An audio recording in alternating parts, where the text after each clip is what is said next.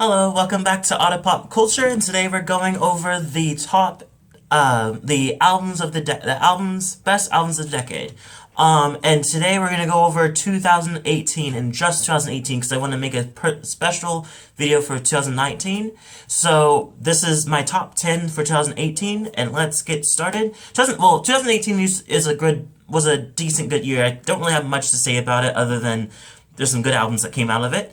But let's get started. So the first one is Hyperion by Saint Lucia. We're literally starting off with literally another person from the last list. This was a really good elevation of music. It was a little different. I feel like it has a different sound than what they usually do. And I was obsessed when they started off with Brighter Love. Oh, it was on repeat, and I was like, obviously this is gonna be really a great album, and it was. It was a really, really great album. From that, and then just all the songs are really great. I love the whole album. I love them. I just can't wait for more stuff. And they made a great remix album of this too. Number two is Troye Sivan, Bloom. Oh my God, Bloom was the album that literally missed me in my coming of age, because he's pretty much talking about that. Like, he's also coming of age, and he's also like doing a lot of he's talking about like his a lot of his coming of age experiences, and I think it's so beautiful, and I wish that it came out in my time when I was like kind of figuring out who I was. I think this would have been I think it's iconic already, but I think it would have been an even better, even bigger iconic queer album for coming out in the same time that Lady Gaga was doing a lot of queer stuff, like themed songs. Great album. Troye is amazing. So the number three is Sigala, Brighter Days. This album was so beautiful. It's such a beautiful, bright, happy album. The whole album is very inspirational. If it's not inspirational, it's happy. It's just a very positive, like, tropical house album. I listen to it to this day. I listened to it throughout the summer. It was beautiful. Number four is Felix John, Another album I was waiting for a long time, and he like teased it for a while. I was like, this is coming out, it's gonna be very long, it's gonna be everything's like about me, and he definitely went for it. And like the whole album's really great. Started off with being cool.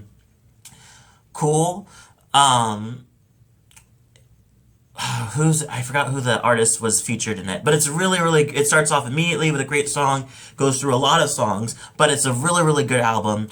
Number five is the Aces, When My Heart Felt Volcanic. So Aces, first album, love them. They're pretty much like they remind me of if Hayam and some who's like Hayam and not Little Mix, maybe like in that direction, kind of Little Mix. They just a little more upbeat, but I love their sound. They have a distinct direction of sound, and I love it. Great group. Cannot wait for more stuff of them. Number six is Zayn, Icarus Falls, and I know everybody just shitted on this album and just thought it was horrible. It was too long. It was 30 or 24 albums or songs too long, and everything kind of drowned it together. And I understand in the beginning it felt like that because it was exhausting after you get to the second half. But once you have listened to everything, you can kind of go back to which ones you like and which ones you really listen to. It's a great background song or album, and it's a really you're not losing out on anything. Like I don't know, like I feel like it's so continuous, and the song is everything's very more lower key. It's a great background music, great songs. He has great vocals, of course, because he has the best vocals out of all of them of One Direction. Maybe Harry's has something to go against with it, but it's a really good album. I personally loved it. Number seven is Ariana Grande, Sweetener, the first half of the era of Sweetener. Really great. Pharrell Williams did a whole like produced the whole thing or most of it, and it sounds a lot like him. I know that the Light Is Coming song was a little obnoxious because the sampling in the back would not stop, but it was a really good album. It's a nice little taste of her being much more brighter and upbeat, especially in a very dark moment of her industry, of her moments, of her time, and of the time of like social industry. Number 8 is Robin, Honey.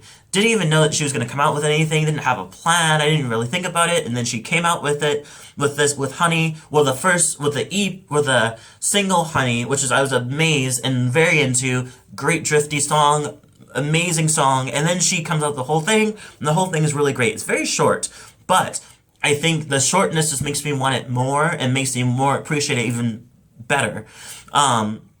Yeah, great song. Number 9 is Casey Musgrave, Golden Hour. I literally have pushed away this album for so long. I was like, fuck this album. Don't really care about this album. It's country. It's country pop. Everybody's trying to do a country pop now. Who else could do it? And they're like, it's revolutionary, blah, blah, blah.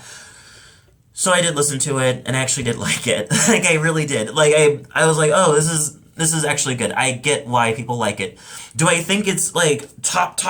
No, but I really think that it was definitely, if I know her before as her country deep parts, and I loved her songs. I loved the stuff that she does.